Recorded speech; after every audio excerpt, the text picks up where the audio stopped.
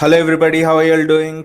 Welcome back to Man City Unplugged, your very own Man City fan channel. It was not the result that we hoped for, but in a way, the match was very interesting. And looking at the balance of play, I think, especially what happened in the first half, it was a loss that we really deserved. And on a lighter part, I think we owe Kelechi Iheanacho this goal and a win, taking into account the open goal he missed against Liverpool two seasons ago when City played Leicester and Kompany scored that wonder goal. That's on a lighter side. You can take it however you want. But interestingly, in the first half, City were totally tactically outdone. Especially, I wanted to show you one thing. That's why I had opened. I'm sharing a screen with you now. Uh, just look at the heat map of Benjamin Mendy. Just observe the areas that is covering, and okay, compare this with the heat map of Joao Cancelo. Just look at Joao Cancelo's heat map first. Look at it. He's a right back and he's mostly on the right. Okay, he's coming infield a bit, but it's mostly on the right. Okay, he got dragged out once or twice at the most by Harvey Barnes, but it's fine actually tactically. That's how Pep likes his fullbacks to go up and down the flank, come into the middle a little bit. But you compare this with Benjamin Mendes heat map. Look at it. The spots in the middle of the pitch. And the reason for that is I'll just show you the heat map of Jose Perez. Look at this. Jose Perez was dragging Benjamin Mendy left, right, and center. Look at the heat map of Jose Perez. It looked as if he was playing as a striker or something like that, but in a way he was given a free role. This was the intelligence of Brendan Rodgers, and with this free role, and he was predominantly operating in this free role on the left hand side of City's defense. So with this free role, he was taking Benjamin Mendy with him, and Benjamin Mendy was not knowing, he was not having the tactical intelligence whether to go inside or whether to stay in his position. And most of the times it was Jose Perez sucking Benjamin Mendy in, and then Ricardo Pereira, and then Ricardo Pereira was going down that right flank, and he was just bombarding everyone over there. So that was the biggest problem that City were facing today. So I'll just unshare the screen now. So that was the major problem which City were facing down that side. Jose Perez cutting inside, Benjamin Mendy going with him, and Ricardo Pereira doing those overlapping runs, and City had no response. At the end of the first half, City almost would have conceded 2 goals. Jack Steffen made an impossible save, gravity defining save. He was going one way, Jamie Vardy stuck it the other. I don't know how he put his hand in the way and just saved that. And all of those mistakes were due to Benjamin Mendy. All of those goal scoring mistakes which Leicester got were due to Benjamin Mendy. So that was one thing that really concerned me. It made me think that, is Benjamin Mendy the right option for us? Should we dip into the transfer market? And also another thing that I noticed in this match was the lack of a striker, predominant striker, especially in the second half. I'll talk about what changed in the second half in a bit now. But Jack Grealish came on, he was flashing crosses. Bernardo Silva came on, flashing crosses. Riyad Mahrez was flashing crosses, but no one was attacking the ball. Dangerous areas when Benjamin Mendy, offensively, Mendy was excellent again. He was putting in crosses. No one was attacking them. So we do need an out and out striker, but should it be Gabriel Jesus and we dip into the transfer market for a left back, or should it be Harry Kane? I still don't know. I'm in a conundrum. I need a day to think over this, and I'll be and maybe decide on it. But defensively atrocious. That left hand side was atrocious. Benjamin Mendy. I mean, Nathan Ake made one mistake. It was only one mistake. I thought Nathan Ake was my man of the match.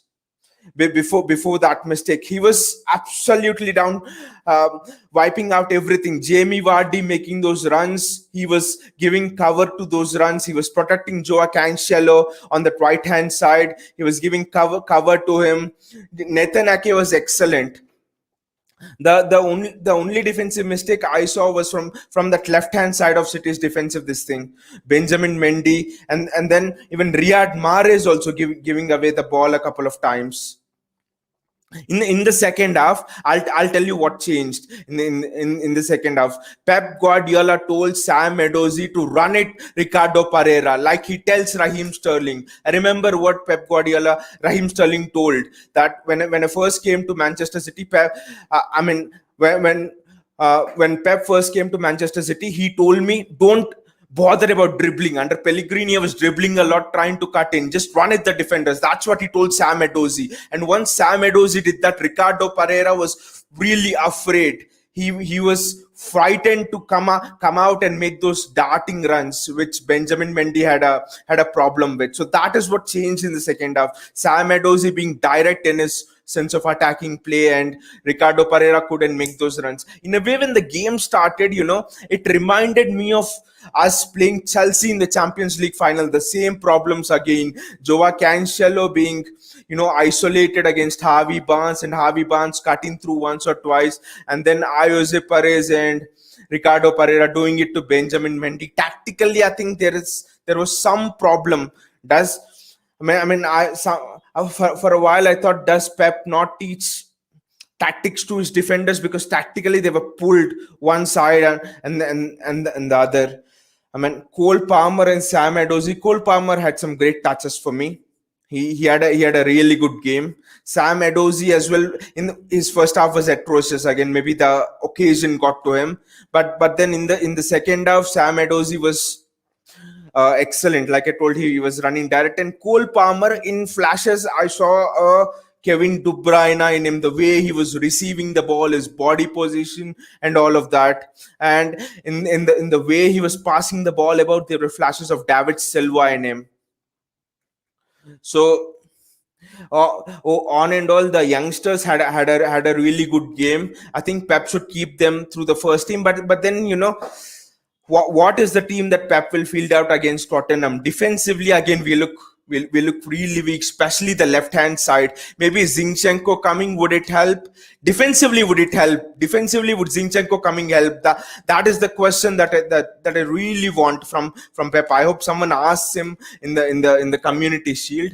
Just do write in the comments below, what do you think about City's left back position? Would Zinchenko solve it, or do you think we need to dip into the transfer market and maybe go for an Alex Grimaldo or someone like that, whom we were linked to just a week ago? Alex Grimaldo for 40 million, because clearly Benjamin Mendy doesn't understand some defensive tactics here, on what Pep wants him to do. Yes, attacking is really good. Okay, we've given him time. He was injured and all, but the reason why we bought in Benjamin Mendy, was he was a powerhouse defensively playing at Monaco. That the way he was, just easing attackers out of his way. That one-on-one defending was fantastic. And now I don't know, it is due to injury or something else.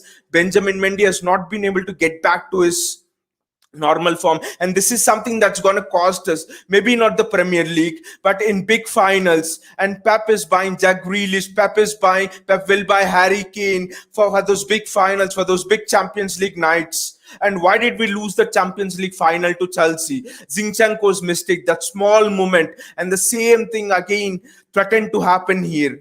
Benjamin Mendy gave two clear goal scoring chances. You can't give those type of things. And it was not a momentary lapse in concentration. Okay, if it was a momentary lapse in concentration like Kyle Walker sometimes has, you can put in your arm around the player as a manager and tell him and teach him, okay, how to maintain concentration for long and things like that. But no, this is clearly tactical. This is clearly the player not having tactical intelligence to operate at such a level. So I clearly think there are problems out there, and that is what this Community Shield has shown. Yes, I'm unhappy. I would definitely like City to win that trophy, but then it's fine. I would rather lose a Community Shield than face the same situation again in a Champions League final or in a Champions League semi-final. So for me, it is really imperative that we sort out this issue. I was like, in the break, I was thinking, I immediately opened the heat map that I showed you, and I was like flabbergasted. The thing that I thought was correct. Benjamin Mendy was literally being dragged here and there. The heat map that I showed you really proves everything. Coundinia is here. Hello, Coundinia. He says if Brendan Rodgers tactically outfoxed Pep by giving a free roll to Perez, then why do you blame Mendy for it? It just looks like you're making Mendy a scapegoat for Pep's mistake. The thing here is the free roll in the first 10-15 minutes was given to Harvey Barnes as well. Harvey Barnes was the spare man in the first 10 minutes, 15 minutes. And then Cancelo was beaten once or twice. And Harvey Barnes was in space, but then Cancelo adjusted after the 15th minute or the 20th minute. You didn't see Cancelo being outforced by Harvey Barnes. That's why Leicester switched their entire plan to this side on the left-hand side. And from 20 minutes through the 45 minutes, Mendy was being tormented time and again. Defending is less about tackles and more about what is going on in your head. That's why people say defenders are like, old wine, 32, 33. That is when the defenders are still in their prime, because they're clever. They have a lot of experience in their head. And the same thing here. Benjamin Mendy clearly was not able to adjust to the free roll given to Jose Perez. So it's not blaming Mendy for it. It's blaming his lack of tactical acumen, and which makes me think, is he really fit for this City side? Okay, he's determined to work hard. He wants to prove a point, but all of that is fine. Tactically in the mind, this is a game that is 160% in the mind. You have to be mentally strong in dealing with those situations in the match. Mourinho once told the same thing about Luke Shaw, that I have to hold your hand, and the player is Luke Shaw physically, but the minds are mine. Pep can't do it for each player. Pep can't do it for Mendy at such a level in each match. So I think it's Mendy's to blame, and in a top level, in a knockout match, I'm repeating it again. You've seen what has happened last season, why we lost, a momentary lapse. Now people will come and exploit this. The strength, a team is as strong as its weakest link. And what is our weakest link here? Our weakest link here is Benjamin Mendy. So the entire strength of the team, falls down by 50% just because of this one player.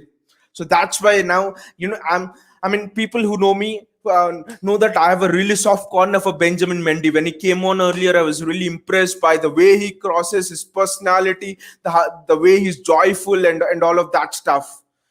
But now, giving him time, a lot of time, being so much patient with him as a City fans, not me alone, or all of us City fans, I think the patience is up now. Time has come for Benjamin Mendy to go. Time has come for City to step to that next level. Be ruthless like a Real Madrid was like a Barcelona was, in all of those prime days. So there's no way we carry passengers, and Jack Grealish signing is a statement of what is to come. And Benjamin Mendy, all the passengers have to be removed. I know that I'm making this a show about Benjamin Mendy, but that is what was wrong in the match. Otherwise, you could see the match was equal. Okay, Nathan Ake made the tackle, that is fine.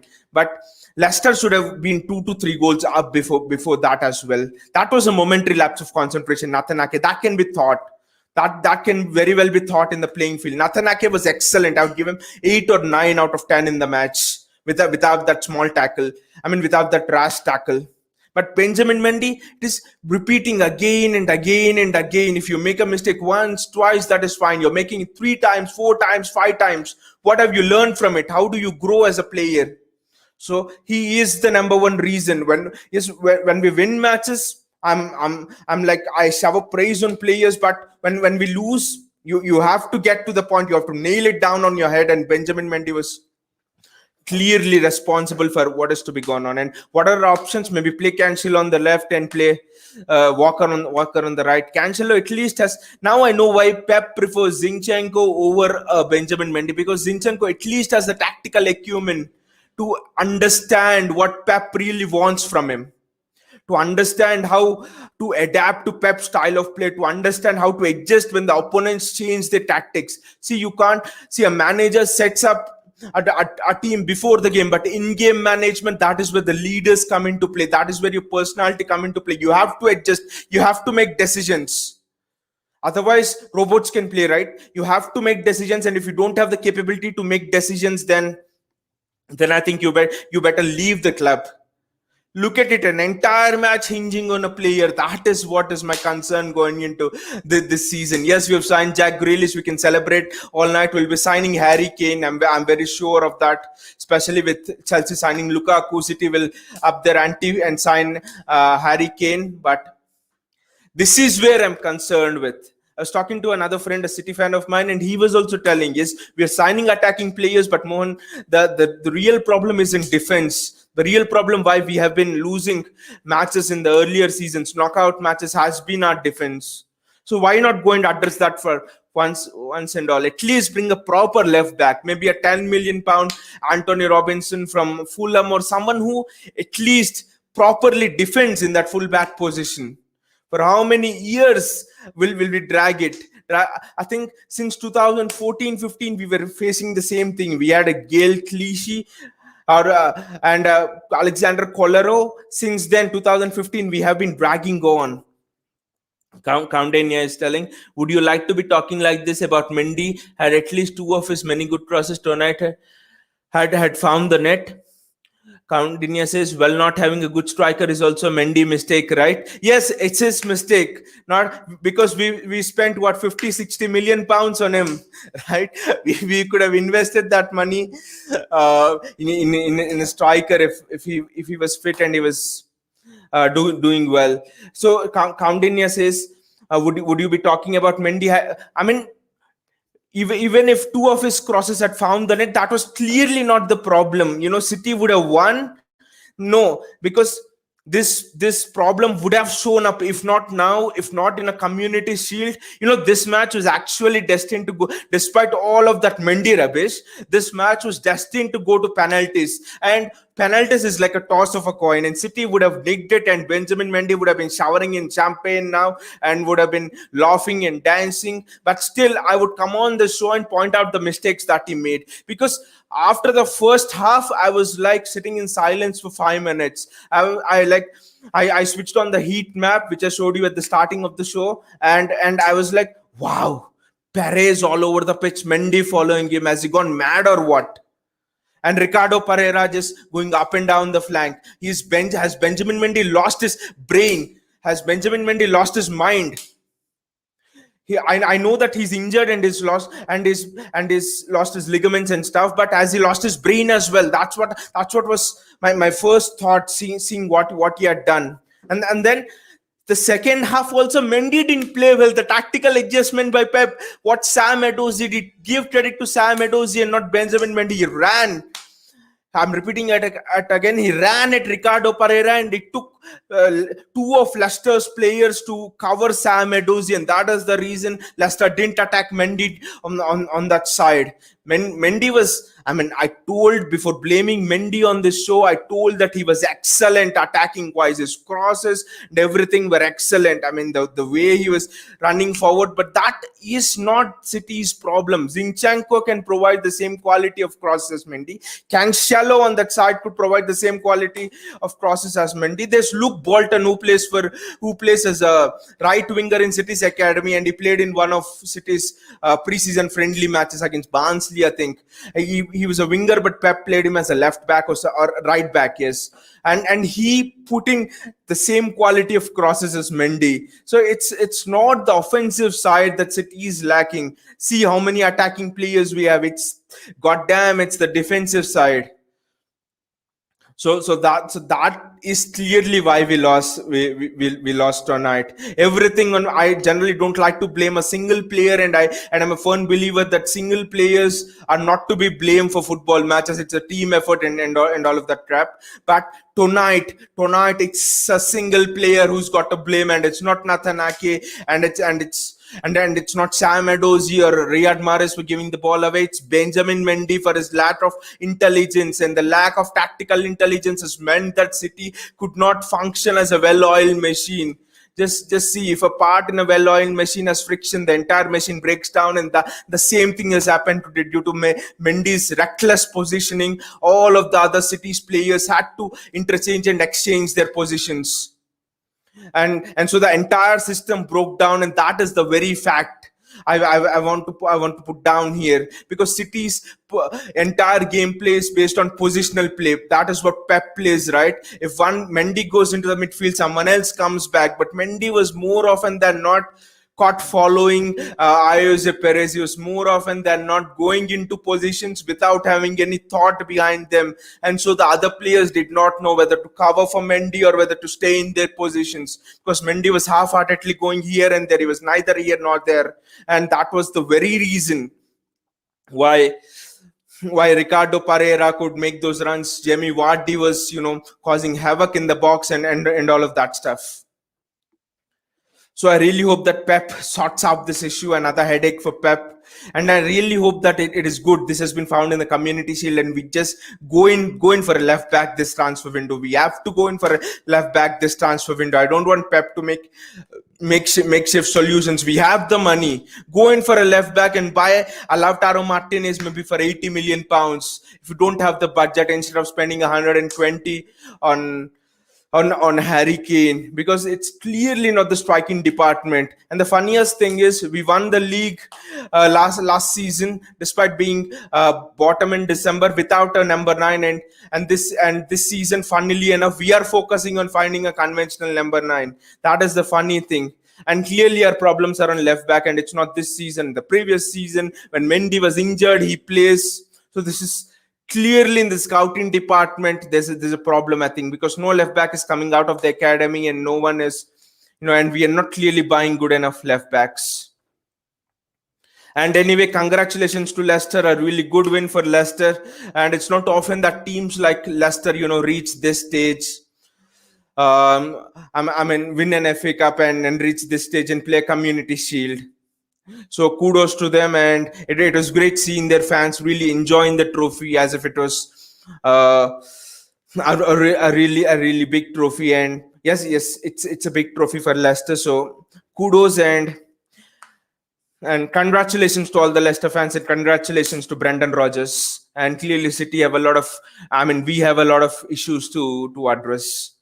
And do click the like button and also the bell icon if you have enjoyed the video, and click on the bell icon if you so that you'll get notifications and updates whenever I go onto live stream and upload new content. And tomorrow again I'll come back and we'll discuss in detail as to the options which City should go for in the left back position, and will City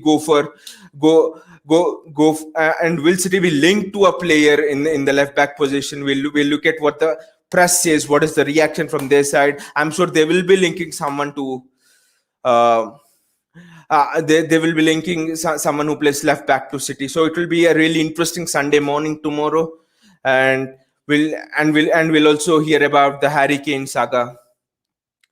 And there are news that Harry Kane will not start against City in the next weekend, and he'll self-isolate and train by himself. So that's another interesting bit of news coming. The transfer window has suddenly exploded. So for today, it's been a disappointing night, but a night that has taught us a lot of things. And in big finals, these lessons will help. But the important thing is we should pay attention to them and look to solve them. See you all, and have a good night. Take care.